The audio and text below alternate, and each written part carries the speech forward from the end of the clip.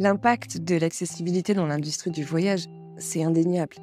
Cela transforme les destinations en des lieux accueillants pour une diversité croissante des visiteurs. Et des villes comme Barcelone, Singapour et des pays comme la Nouvelle-Zélande et le Japon se démarquent vraiment en intégrant des pratiques inclusives qui va permettre de stimuler le tourisme, mais aussi l'économie locale, et ça va favoriser aussi le bien-être des visiteurs, qu'ils soient en situation de handicap, âgés ou simplement en quête d'une expérience enrichissante. Et cette évolution va souligner le potentiel stratégique de l'accessibilité touristique, tout en mettant en lumière les défis qui persistent et qui nécessitent une collaboration étroite entre l'industrie et les autorités locales. Malgré les disparités régionales, l'Espagne est considérée comme avancée en matière de législation sur le handicap. Barcelone, visant à être la ville la plus accessible en Europe, a remporté le prix Access City Award en 2010 grâce à des initiatives pour la qualité de vie et le respect de la diversité en aménagement, notamment des rampes et des ascenseurs dans les sites touristiques, qui a vraiment amélioré l'expérience des visiteurs en situation de handicap. Barcelone a mis en place donc divers aménagements pour rendre ces sites accessibles. Par exemple, la Sagrada Familia, l'emblématique basilique conçue par Gaudi, dispose de rampes d'accès, d'ascenseurs. On a également la Rambla, l'avenue emblématique de Barcelone, qui a été aménagée pour offrir une accessibilité optimale avec des trottoirs élargis, des passages adaptés. Donc ces initiatives ont largement contribué à faire de Barcelone une destination touristique inclusive, offrant une expérience enrichissante pour tous, et ça indépendamment des limitations physiques. La ville, qui a largement été sensibilisée au handicap, offre aussi une accessibilité notable avec des espaces urbains adaptés, devenant ainsi une destination phare du tourisme inclusif depuis les Jeux Olympiques de 1992. Et ce n'est pas seulement pour les personnes en situation de handicap. Les familles avec poussettes et les personnes âgées ont trouvé un environnement touristique plus accueillant, rendant Barcelone plus attrayante.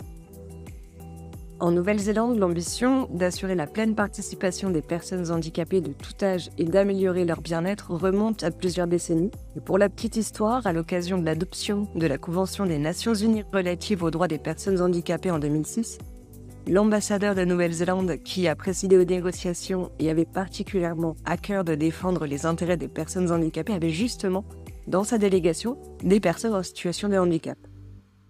Depuis, la Nouvelle-Zélande a reçu en 2008 le prix international Franklin Roosevelt Disability Award, qui récompense les projets de soutien gouvernementaux qui visent justement à la pleine participation des personnes handicapées. Plus qu'une obligation, la France plébiscite et envisage l'accessibilité comme une opportunité d'assurer un accueil de qualité dans les lieux touristiques sous l'angle de la conception universelle qui offre un confort d'usage à l'ensemble des publics. Certains musées emblématiques comme le Louvre ont mis en place des initiatives pour rendre leurs collections plus accessibles. Des dispositifs comme des audioguides adaptés, des itinéraires accessibles en fauteuil roulant et des installations spécifiques ont été mis en place. Ces améliorations ont non seulement créé une expérience plus inclusive pour les visiteurs en situation de handicap, mais ont également montré comment l'accessibilité pouvait enrichir la visite de tous les visiteurs, contribuant ainsi à renforcer l'attrait touristique des musées parisiens.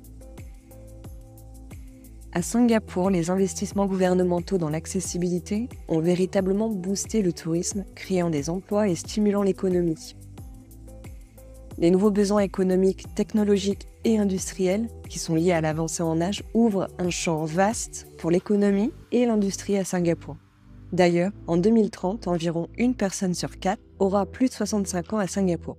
On comprend mieux pourquoi l'amélioration de la qualité de vie des personnes âgées et garantir leur autonomie le plus longtemps possible sont les principaux objectifs de la Silver Economy à Singapour, avec un plan d'action de 3 milliards de dollars de lancé en 2015 et actualisé chaque année depuis.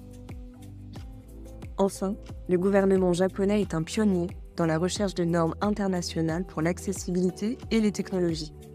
Les nouvelles technologies de l'information et de la communication vont offrir aux personnes en situation de handicap de nouvelles possibilités.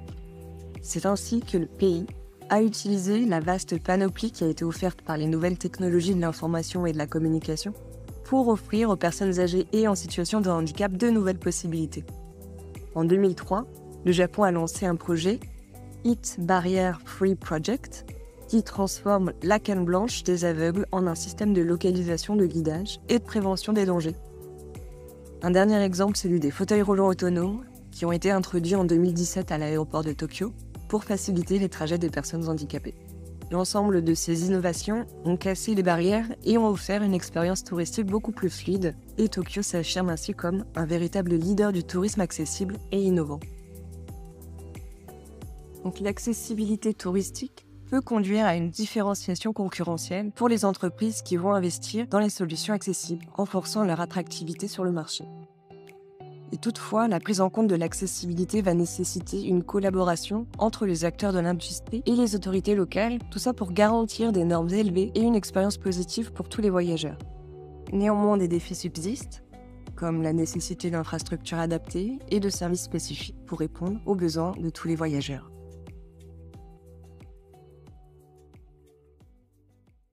À très bientôt dans notre émission 1001 facettes spéciale professionnelle du tourisme, un podcast réalisé par Visite Paris Région.